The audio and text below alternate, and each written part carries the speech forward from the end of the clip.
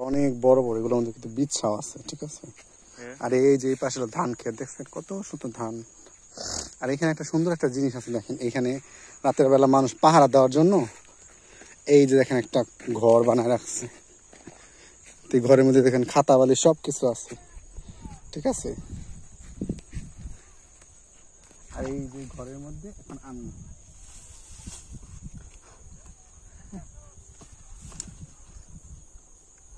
দেখছেন গ্রামের দৃশ্য কতটা সুন্দর হইতে পারে। এখানে মানুষ রাতের বেলা থাকে।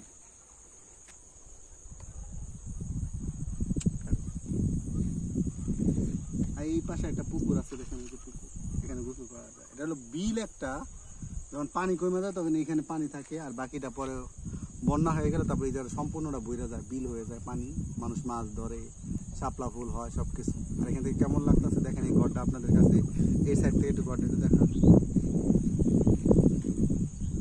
তো ঠিক আছে, আরো এরকম সুন্দর সুন্দর ভিডিও আপনাদের জন্য